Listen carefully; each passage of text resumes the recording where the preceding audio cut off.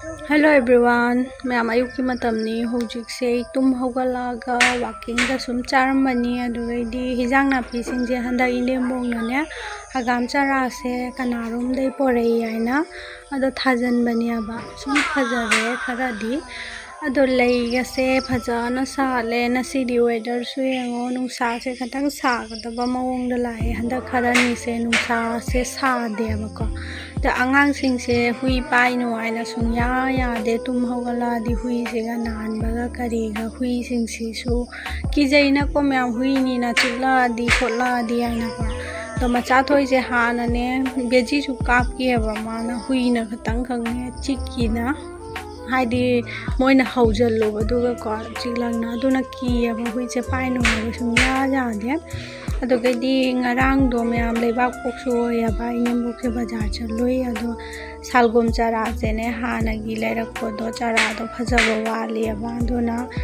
marak to sum ine bongna ne makeup tu sanna ba ina kamu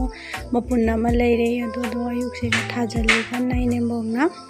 do lei sing si so handak ti phajana sachare che lei se myam maton ga chong na sang bana loire masa sing se ina kathat ke khalle ba ado su lei sa le aina pamu na kaktre myam chak su ka me khwang ngam jan le alu khamen sembi pongoi ge ka yungi nemok na malak pa ko dupti tha dare yum mangi da phase chana ngak sing ti jarani chagoi tawle na sidi ba idam da je myam iron ba cha ba se yam haw bani ba ko to ngarang khoi phadiom tha ni do ne so pat pa ho de no su na tawi ma re ba ka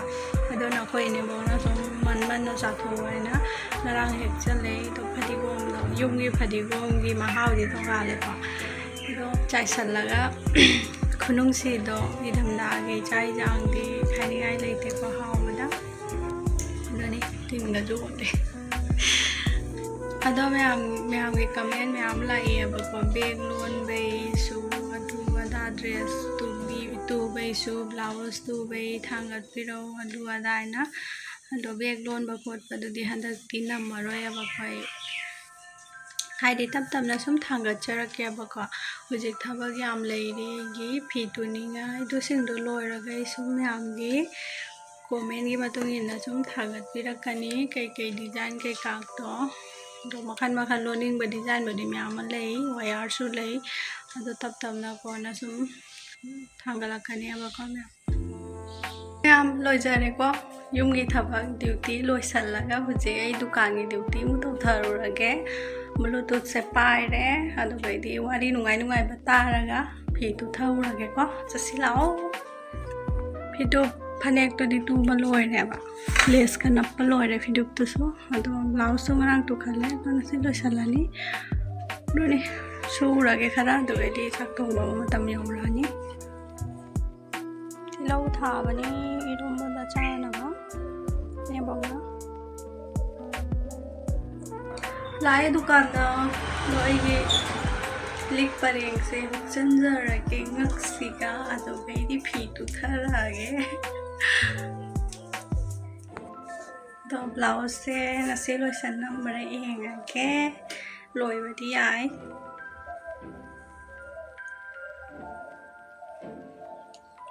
chawra ko sum loi ra bani khara ti wali to loi sala ge ko to bai di chak thong mu matam yor ta ni na eng ke myam chak ka se tho bu ra no phi ta tu na lei ro dukan da lei ro ga hai de kyam nungai da mo hai di thabak se de pai ra di de loi saning ba ma tawi ba ko do na yung gi thabak su yeng da ba ya da ba ko da ni da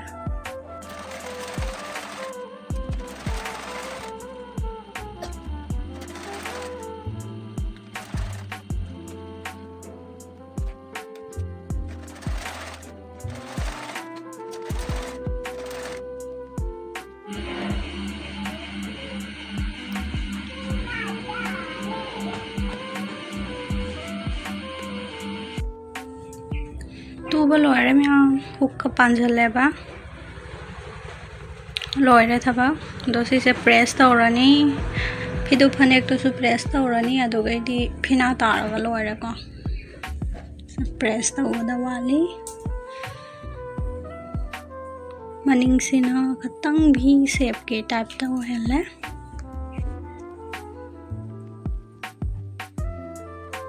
press tawraga sinna na phajadine aba kam dai da su press tawre huje amo tu loiraga mo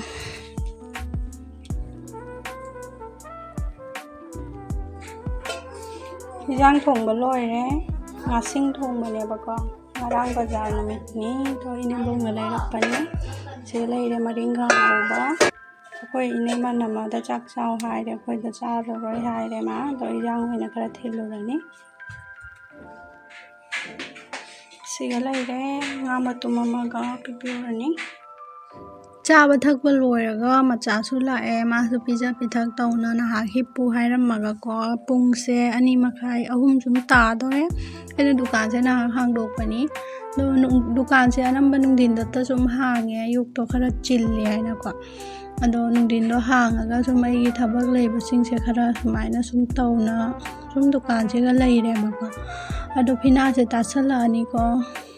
side अमा ताबा याब्रेंगे लोइब्रेंगे अदो निफम तासलामनी असि फिना से को फिना ताबगा से मतमदी याम चंगी अबको ma'am अमम सुमाइना की ना चपनीना दो आइसु लोइसलमगे आइना होनरे अदो ममदी मम्मे अंगांग सिंगसे लारी पुथो आइना हाइरगा इसुजी